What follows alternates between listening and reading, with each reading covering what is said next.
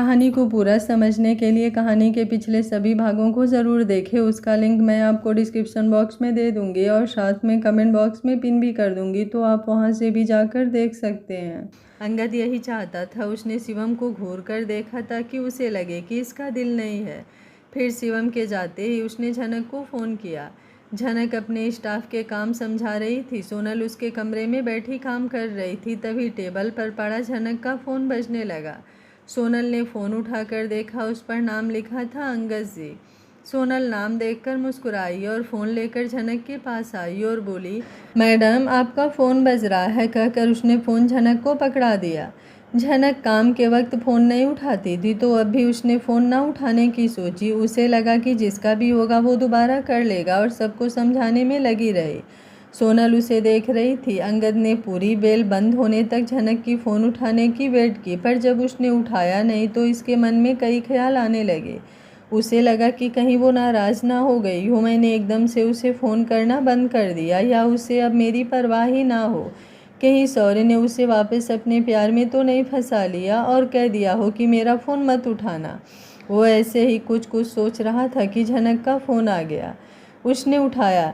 झनक बोली, sorry, actually मैं स्टाफ को काम समझा रही थी इसलिए फ़ोन देखा नहीं। कैसे हैं आप? अंगद बोली, ठीक हूँ। मैं फ़ोन किया था कि अब एक्शन का वक्त आ गया है, हम मुझसे पैसे वापस करने को कहने वाले हैं। ये कहकर वो चुप हो गया। वो झनक का रिएक्शन देखना चाहता था। झनक बोली, हाँ जी, बहुत टाइम हो गया, अब एक्शन की बारी है, मुझे क्या करना है? अंगद बोला, तुम उसे अब कोई डिज़ाइन ना देना, अगर जिद करे तो टाल मटोल करते रहना। वैसे तुम्हारे जाल में फंसा? अंगद ने हिम्मत करके पूछा, पर उसका दिल जोरों से धड़कने लगा। झनक बोली, वो घुमा फिरा कर बात करता है, अब तो खुलकर प्रिया की बुराई करने लगा है। कल उससे मिली थी तो कह रहा था कि प्रिया बहुत खर्चा करती है और रेस में पैसे लगाने लगी है, उसने इसे डिबो देना है। कह रहा था काश वो मेरे जैसी होती। अंगद बोला, हाँ अब तो कहेगा ही, अभी तो ये ट्रेलर है, आगे आगे देखें क्या क्या होता है। अच्छा, तुम्हें बताना था कि तुम पक्की रहना, उस पर तरस ना खाना, कहीं गेम पलट ना जाए। झनक बोली, नहीं, इस बार गेम हमारे ही पक्ष में रहेगा, जीतना तो हमें ही है। कहकर वो चुप हो गई। अंगद भी चुप हो गया। उनके पास बातें खत्म हो गई थी। वो दोनों ही चुप होकर खामोशी सुनने लगे। उन्हें समझ नहीं आ रहा था क्या बात करे। तब अंगद बोला, अच्छा फिर मैं फ़ोन रखता हूँ, अपना ध्यान रखना, कहकर उसने फ़ोन बंद कर दिया। झनक फ़ोन को देखे जा रही थी। तुम मेरी किस्मत में क्यों नहीं हो, मुझे सपने में क्यों दिखे, क्यों हम दोनों असल में मिले। इंसान इस क्यों में उलझ जाता है, या फिर उस काश के सहारे जीता है। जैसे झनक हर पल अंगद के बारे में ये आस करती कि काश वो उसे सौर्य से पहले मिलता, काश हम एक हो जाते। सोनल बोली, मैडम आप फिर पास्ट में खो गई। झनक बोली, काश कि हम पास्ट में खो ही जाते, वो मिलता, उसके हम हो ही जाते। सदियों से भटक रहे हैं इस तलाश में, उनकी बाह मिलती तो हम सो ही जाते। सोनल तालियां मारते हुए बोली, वाह मैडम वाह, क्या बात है, ये शेर किसने लिखा है? उसने उत्सुकता से पूछा। झनक बोली, मैंने ही लिखा है। सोनल हैरान होकर बोली, क्या ये आपने लिखा है? आप लिख भी लेते हो? झनक बोली, बस यूं ही लाइंस जोड़ लेती हूँ, कुछ हालात ने और कुछ इस दर्द ने जाने कब शायर बना दिया। वो हंसते हुए बोली। सोनल बोली, आप जानती हैं ये लाइंस जोड़ना भी हर किसी के बस की बात नहीं, मुझे भी शायरी पढ़ने का शौक़ है लेकिन लिखना नहीं आता। वो हंसते हुए बोली। झनक बोली, चलो छोड़ो ये सब, जो काम कहा था वो हो गया, लाओ दिखाओ, काम कंप्लीट भी करना है। वो दोनों काम में लग गई। सौर्य को अंगद का भेजा हुआ वो लेटर मिल गया। वो लेटर देखकर घबरा गया। सिचुएशन पहले ही बहुत ख़राब थी। उसकी कंपनी हाथ से निकली जा रही थी। उसे प्रिया पर गुस्सा आ रहा था, उसकी वजह से ये सब हो रहा था। उसने उसी वक्त अंगद को फ़ोन किया।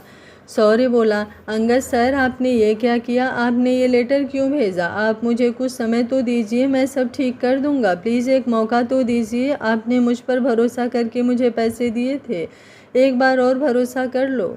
अंगद बोला, भरोसा और तुम पर? तुम्हारा दिमाग तो नहीं ख़राब हो गया? मैं बिजनेसमैन हूँ, मैं पैसा वहाँ लगाता हूँ जहाँ प्रॉफिट की उम्मीद हो।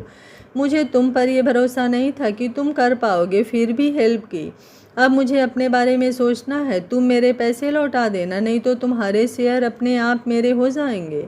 सौर्य मिन्नतें करता रहा पर अंगद ने उसकी एक ना सुनी। अंगद ने फ़ोन रखा तो सामने शिवम खड़ा सवालिया नज़रों से उसकी तरफ देख रहा था। तब उसने अंगूठा दिखाकर इशारा किया कि बात बन गई। शिवम बोला, ग्रेट, अब आएगा मज़ा। इस सॉरी को नानी याद आ गई होगी, झनक को बता दूं? अंगद बोला, नहीं, अभी झनक को नहीं बताना, सब हो जाए फिर बताएंगे, उसने सोचते हुए कहा। शिवम ओके कहकर काम में लग गया। अंगद काम कर रहा था कि प्रिया का फ़ोन आ गया। उसने फ़ोन उठाया तो प्रिया बोली, अंगद जी, मैं आपसे मिलना चाहती हूँ, बहुत दिनों से सोच रही थी पर हिम्मत नहीं कर पाई, आज हिम्मत करके कह रही हूँ, उसने झनक के स्टाइल में कहा। अंगद बोला, हाँ ज़रूर, कहाँ मिलना है, जगह तुम डिसाइड करो, मैं आ जाऊँगा। प्रिया बोली, वहीं मिले जहाँ हम पहली बार मिले थे, Cloud9 रेस्टोरेंट में, 1 घंटे के बाद मिलते हैं। अंगद बोला, ओके मिलते हैं कहकर अंगद ने फ़ोन बंद कर दिया। उसने शिवम को बुलाया। शिवम बोला, क्या है, कोई काम भी नहीं करने देता, मैं यहीं बैठ जाता हूँ, उसने थोड़ा गुस्सा होते हुए कहा। अंगद बोला, यार हमेशा ही गुस्सा ना करते रहा कर, बात ही ऐसी है कि मैं तुम्हें बताए बिना नहीं रह सकता। अभी प्रिया का फ़ोन आया था, उसने मिलने के लिए बुलाया है। कमीनी इतनी है ना, खुद को झनक ही समझने लगी है। कहती है जहाँ हम पहली बार मिले थे वहाँ मिलते हैं, फिर Cloud9 का नाम भी लिया कि मैं उसे झनक ही समझूं। शिवम बोला, वाह, ये तो खुद ही फंसते जा रहे हैं। सॉरी, मैं पहले बोले अपने शब्द वापस लेता हूँ, चल जा, और ध्यान रखना कहीं ये हमें डबल क्रॉस ना कर दे। अंगद बोला, लगता है तू रोडीज देख कर आ रहा है, तभी तू डबल क्रॉस की बात कर रहा है। उसे पता था कि शिवम रोडीज का शौकीन है, वो प्रिंस का बहुत बड़ा फ़ैन है और उसके हारने की वजह से चिढ़ा हुआ है। उसने भी चुटकी ली। शिवम बोला, तू जा अपनी प्रिया से मिल ले, मुझे रोडीज की याद ना दिला। कहते हुए उसने अंगद को बाहर धकेला। अंगद उसे हटाते हुए बोला, मुझे कोट तो उठा लेने दो, कहकर उसने कुर्सी पर टंगा अपना कोट उतारा। सौर्य की कंपनी में बोर्ड मीटिंग थी। इनमें कुछ झनक के पापा के दोस्त थे। वो झनक के बर्ताव से बहुत नाराज़ थे। वो बस सौर्य के कामकाज के कारण उनके साथ थे। सौर्य बोला, देखिए, ये कंपनी पापा ने आप सब ने मिलकर खड़ी की थी। मुझे नहीं पता कि जो डीलर शुरू से हमारे साथ काम कर रहे थे, अब वो हमारा सामान क्यों नहीं लेना चाहते। एक एक करके हमसे दूर होते चले गए। मैंने आप सबसे पहले भी रिक्वेस्ट की थी कि आप जाकर उनसे बात कीजिए, उसने सबसे कहा। एक मेंबर मिस्टर दीवान बोले, कपूर ने इसे उस मुकाम तक पहुंचाया था कि कोई छू भी ना सके, लेकिन जब से तुम आए तुमने पता नहीं क्या किया, सब डुबो दिया। हम मानते हैं कि शुरू में तुमने अच्छा काम किया, लेकिन जब से कपूर गया तुम इसे संभाल ही नहीं पाए। खन्ना बोला, ये सही कह रहे हैं, जब तक मिस्टर कपूर थे सब अच्छा था, उनके जाते ही बिजनेस डाउन होता चला गया। अब हमने फैसला कर लिया है। सौर्य घबरा गया, लेकिन वो कुछ कर भी नहीं सकता था। वोटिंग शुरू हो गई और फिर रिजल्ट अनाउंस होने लगा। विजय बोला, सारे रिजल्ट आ गए हैं, अब मैं नाम के मुताबिक वोटिंग की जितनी बताता हूँ। पहली वोट जाती है सौर्य को, दूसरी मिस्टर दीवान को। अब सबका टोटल करने पर 5 वोट मिले हैं सौर्य को, 7 वोट मिले हैं राहुल को और मिस्टर दीवान को, 17 वोट्स। इस तरह इस वोटिंग के विजेता है मिस्टर दीवान। मिस्टर दीवान का नाम सुनकर शौर्य खुश हो गया। मिस्टर दीवान और उसने ये प्लानिंग की थी कि वो भी चेयरमैन की सीट के लिए खड़े होंगे ताकि कोई तीसरा ये सीट ना ले जाए। इन दोनों में से कोई भी जीतेगा, चेयरमैन शौर्य ही बनेगा।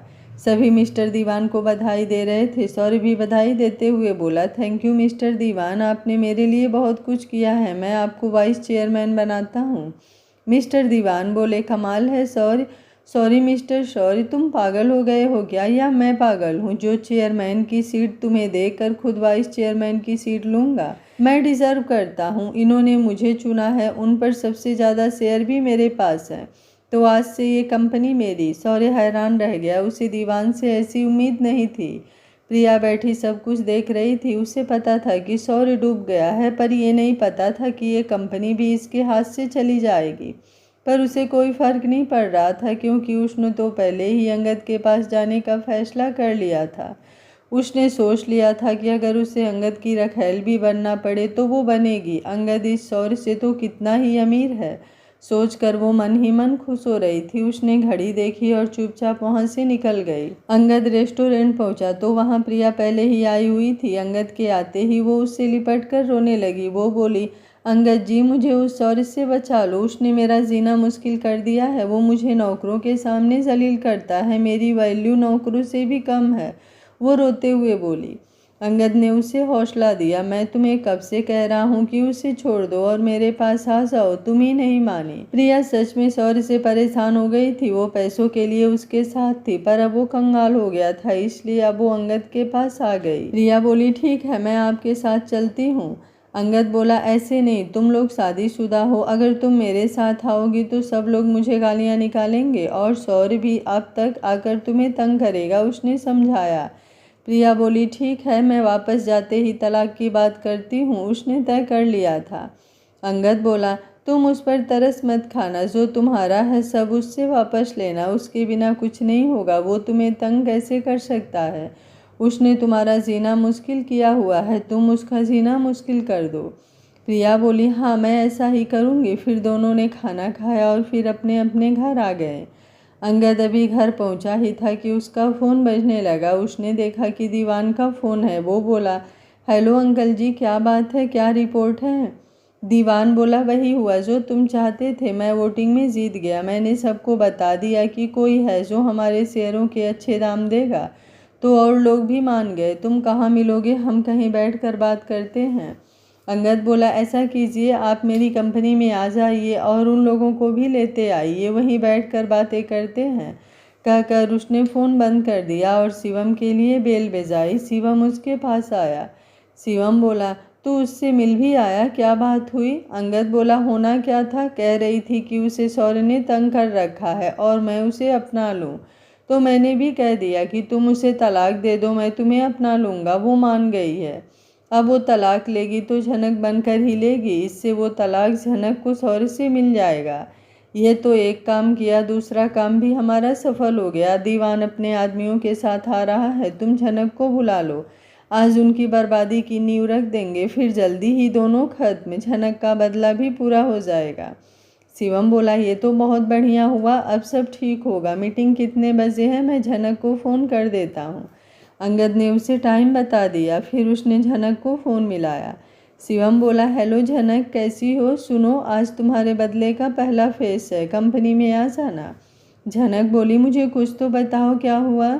शिवम बोला, वहाँ आ जाओ, बैठकर बात करेंगे, फ़ोन पर बात करना ठीक नहीं है। तब झनक मान गई और उसने फ़ोन बंद कर दिया। सिया ड्रीम्स। झनक फ़ोन रखने के बाद अपना सामान पैक करने लगी। उसे अचानक याद आया कि वहाँ तो अंगद होगा, वो महीनों बाद अंगद को मिलेगी, सोचकर ही उसकी धड़कन तेज हो गई। उसने शीशा निकालकर अपना चेहरा देखा और अपने बाल ठीक किए। फिर वॉशरूम जाकर अच्छे से अपने बाल ठीक किए, मुंह धोया, काजल लिपस्टिक वगैरह लगाई।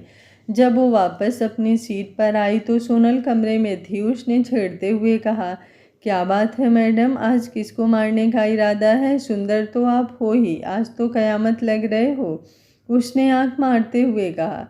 झनक मुस्कुराते हुए हाथ मारते हुए बोली, तुम बहुत शरारती हो, मैंने तो कुछ भी नहीं किया है, बस मुंह धोकर लिपस्टिक लगाई है, वो भी एक मीटिंग में जाना है इसलिए, उसने सफाई दी।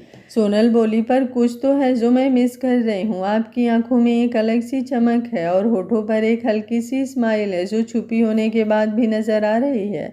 झनक बोली, कहा ना कुछ नहीं है, मुझे जल्दी है, मैं जा रही हूँ, तुम इसे संभाल लेना, मीटिंग खत्म होते ही आ जाऊंगी, कहकर वो वहां से लगभग भाग ली। उसे डर था कि कहीं सोनल कुछ और ना पूछ ले। सारे रास्ते झनक अंगद के बारे में सोच रही थी। जैसे जैसे वो नज़दीक आ रही थी उसकी धड़कन बढ़ती जा रही थी।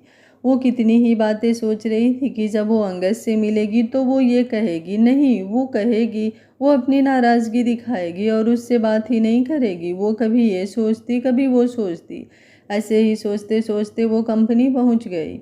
वो उतर कर रिसेप्शन से होकर अगले लिफ्ट की तरफ जा रही थी। उसने अंगद को देखा और वो बिना कुछ सोचे जाकर उससे लिपट गई। अंगद भी हैरान सा उसे अपने सीने से लगा हुआ देख रहा था। उसने भी उसे बाहों में ले लिया। झनक धीरे से बोली, अंगद आई लव यू, कहकर उसने अपनी अंगद के आसपास अपनी बाहों को और कस दिया।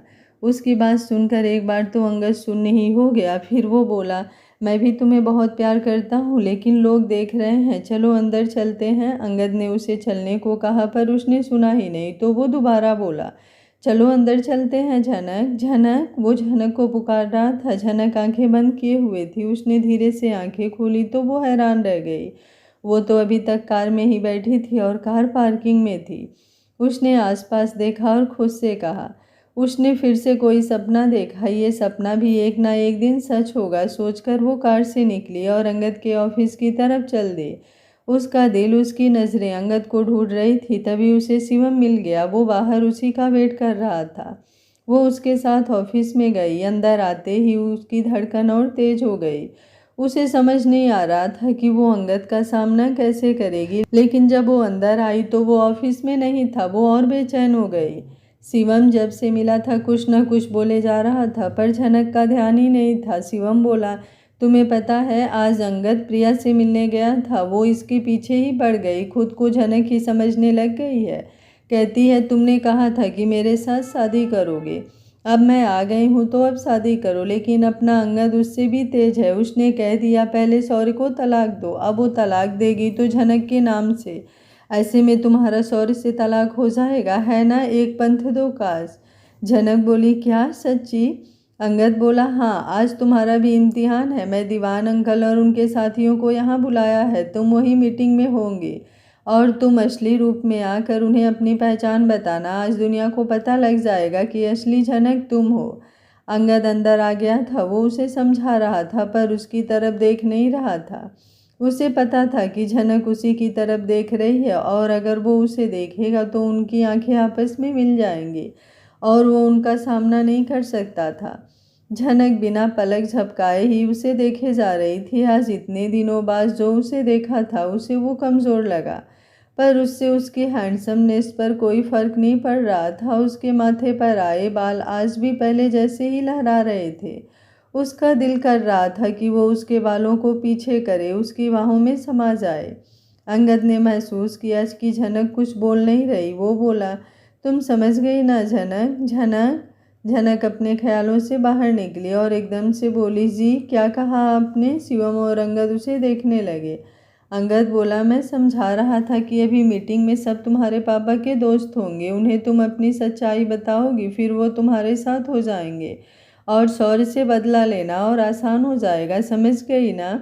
उसने स्टाइल से सिर हिलाते हुए पूछा।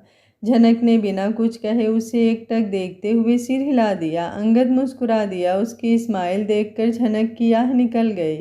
अंगद ने एक बार उसकी तरफ देखा, फिर नजरें फेर ली और झनक उसे ही देखे जा रही थी। शिवम इन दोनों को देख रहा था। वो सोच रहा था, ये कैसा प्यार है, इसमें इतना दर्द क्यों है? भाई अच्छा है कि मैं इस सब में नहीं पड़ा। अंगद बोला, शिवम मीटिंग जल्द ही शुरू होने वाली है। मैं मीटिंग रूम में जा रहा हूँ, तुम झनक को कुछ खिला पिला दो, फिर मीटिंग रूम में आ जाना। फिर झनक से बोला, तुम यहीं बैठी रहना, जब तुम्हें बुलाएं तब आना। कहकर वो वहाँ से निकल गया। झनक का दिल अंगद के साथ ही कमरे से बाहर निकल गया। उसे पता ही नहीं चला कब शिवम ने उसके लिए चाय और स्नैक्स मंगवाए और कब वो चला गया। वो बस अंगद के बारे में सोचे जा रही थी। उसके दिल में एक गाना गूंज रहा था। वो मन में गाने लगी, काश तुम मुझसे एक बार कहो तुमको मुझसे प्यार हो गया, वादे वफा इकरार करो तुमको मुझसे प्यार हो गया। कुछ भी कहा नहीं जाए, दर्द सहा ना जाए, हो के जुदा जाने अदा, अब तो रहा नहीं जाए, माने न दिल दीवाना, चलता रहे परवाना, मैंने की है तुमसे वफा तुमने नहीं पहचाना, काश तुम मुझसे एक बार कहो जीना सनम दुश्वार हो गया, काश तुम मुझसे एक बार कहो तुमको मुझसे प्यार हो गया।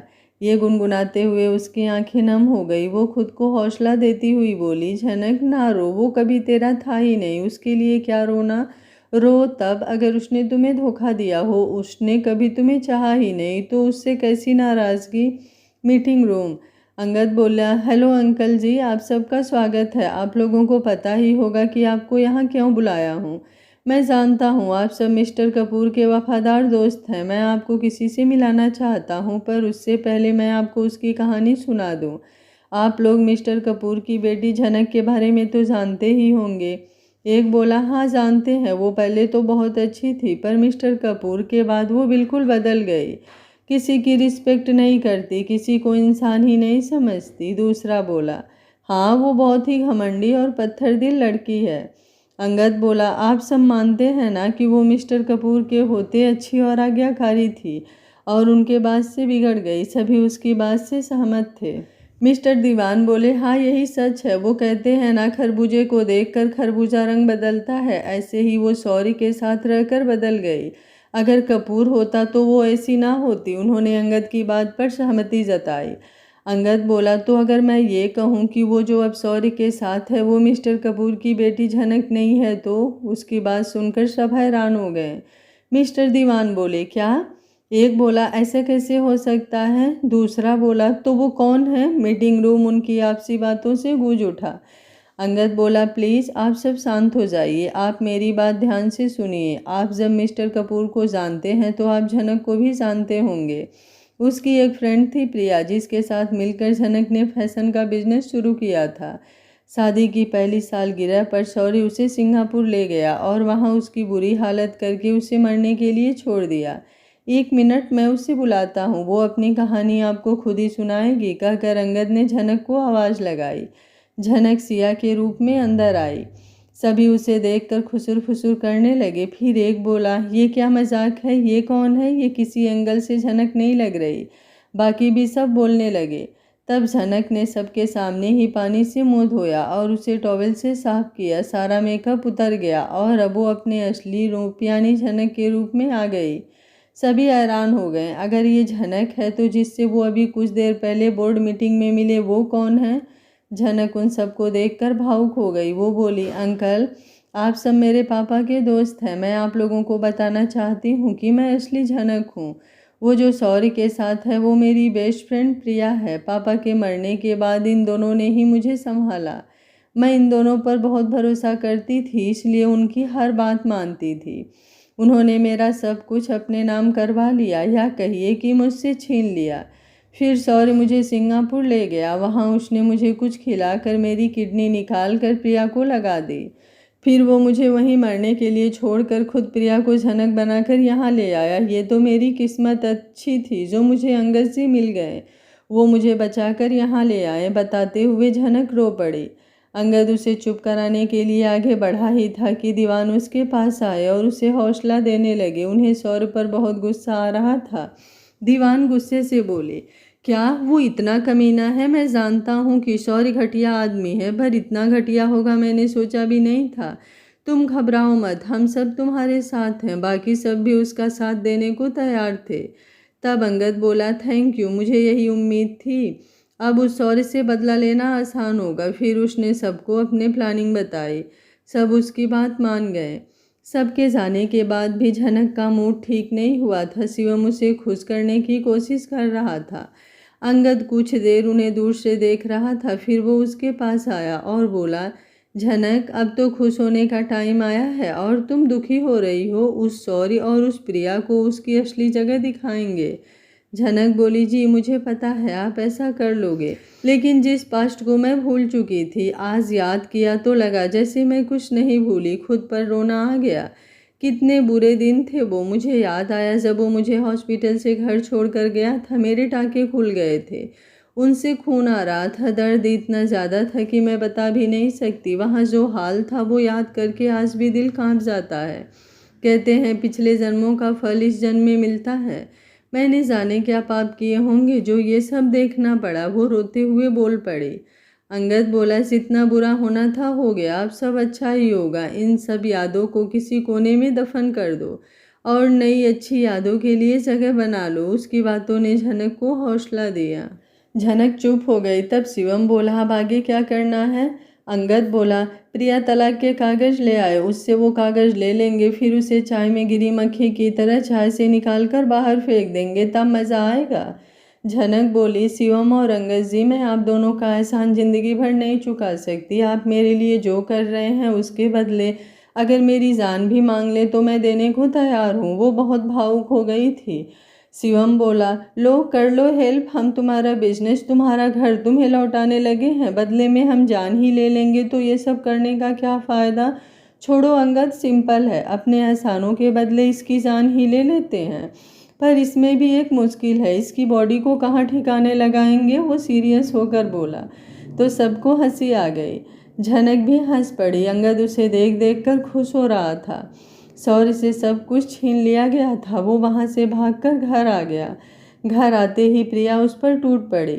इतनी मुश्किल से मैंने ये सब तुम्हें दिलाया था और तुमने इतनी आसानी से सब बर्बाद कर दिया, सब कुछ डुबो दिया। शौर्य बोला, ये सब तुम्हारी वजह से हुआ है। अब इल्ज़ाम तुम मुझ पर लगा रही हो। तुम्हारे जुए की लत ने सब बर्बाद कर दिया। तुम मुझे कैसे कह सकती हो?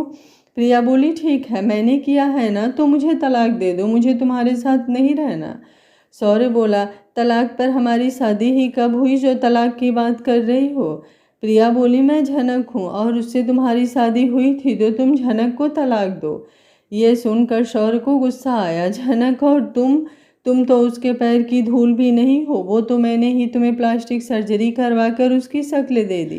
प्रिया का तो गुस्सा सातवें आसमान पर पहुंच गया। उस समय रहते रहा था कि वो शौर्य को कब का तुम्हें छोड़कर ऐसा नहीं कर सकता। मैंने तुम्हारे कहने पर उसके साथ तो तुम उसके साथ रहना चाहते थे, सजा मिल रही है, लड़ते रहते थे, जो भी है। अब मैं ही झनक लूँ, ये लो कागज़ और साइन कर दो।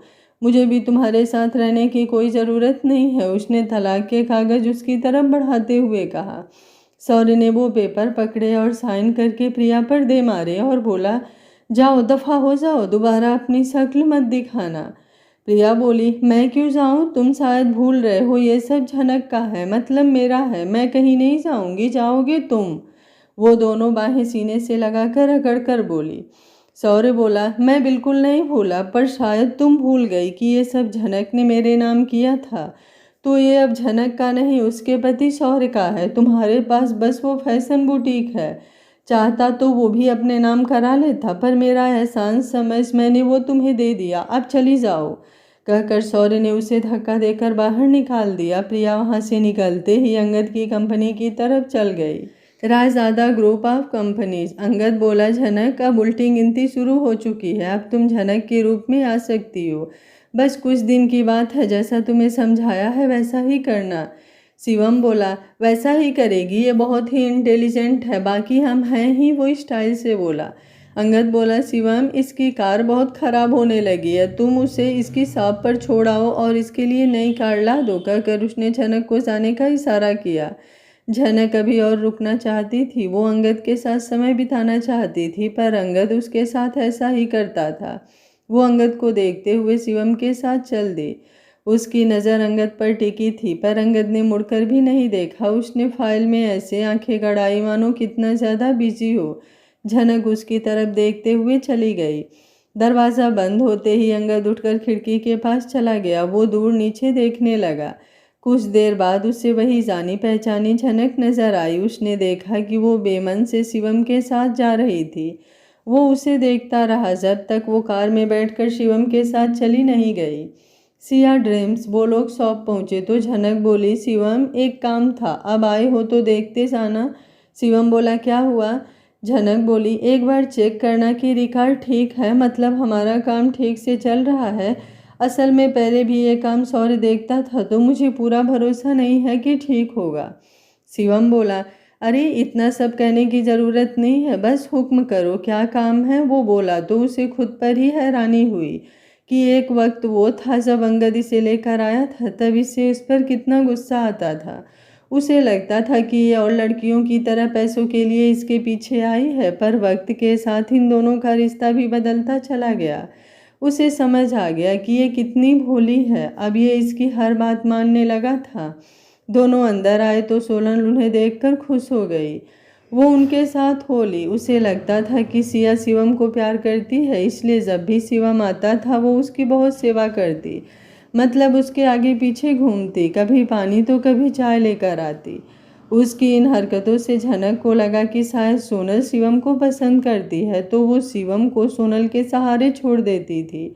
आज भी जैसे ही वो आए तो सोनल उनके पास आ गई।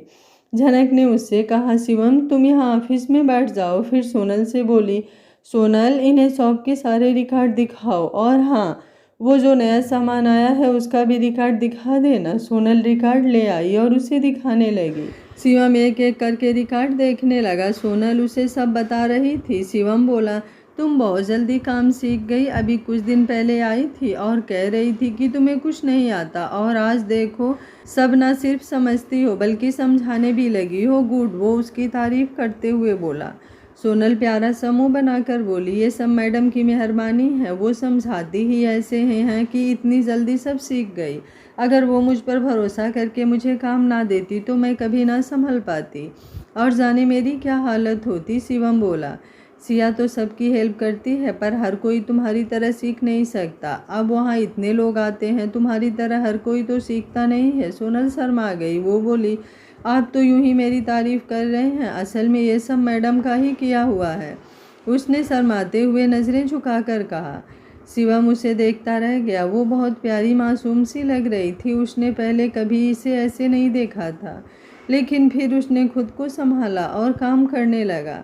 सोनल उसके लिए कॉफ़ी बना लाई। फिर दोनों में एक एक रिकॉर्ड देखा। उन्हें रिकॉर्ड देखते शाम हो गई। काफ़ी स्टाफ चला गया था। शिवम ने सारे रिकॉर्ड देख लिए थे। उसने देखा कि सब ठीक था, रिकॉर्ड्स में कोई गड़बड़ नहीं थी। शिवम काम खत्म होने के बाद भी सोनल से बातें करता रहा। वो बहाने से उससे कुछ ना कुछ पूछ रहा था। झनक अपना काम करते हुए उन दोनों को देखे जा रही थी। उसे साफ नज़र आ रहा था कि इनमें कुछ पक रहा है, पर वो कुछ नहीं बोली। अंगद का फ़ोन आया तब शिवम वहाँ से हिला। फ़ोन बंद करके वो झनक से बोला, अच्छा सिया, मैं चलता हूँ, अंगद बुला रहा है। फिर उसने सोनल को बाय कहा और चला गया। प्रिया ने अंगद को फ़ोन किया, हेलो अंगद जी, मैं सौर्य से तलाक के पेपर साइन करवा कर आपके पास आ रही हूँ। अब तो आपको कोई ऐतराज़ नहीं है, उसने बहुत ही सादगी से कहा। अंगद हैरान रह गया। उसे ये तो उम्मीद थी कि ऐसा होगा, पर इतनी जल्दी होगा ऐसा उसने सपने में भी नहीं सोचा था। वो बोला, उसने साइन कर दिए? मुझे लगा नहीं था कि वो इतनी आसानी से तुम्हें छोड़ेगा। पर झनक, तुम सच में बहुत भोली हो। देखो, तुम अभी यहाँ मत आओ, नहीं तो सबको पता चल जाएगा कि सब मैंने करवाया है। फ़िलहाल तुम किसी होटल में रुक जाओ। तुम मुझसे कुछ दिन बाद मिलना, वैसे हम फ़ोन पर रोज़ बात करेंगे। उसने इतने प्यार से समझाया कि प्रिया को बिल्कुल भी नहीं लगा कि वो एक्टिंग कर रहा है। आगे क्या होगा इस कहानी में जानने के लिए कहानी के साथ बने रहिए। कहानी का आज का पार्ट आपको कैसा लगा कमेंट बॉक्स में अपनी राय ज़रूर दीजिएगा। वीडियो पसंद आ रहा है तो लाइक, शेयर एंड चैनल को सब्सक्राइब कर लीजिएगा। Thank you for watching. मिलते हैं कहानी के अगले भाग में।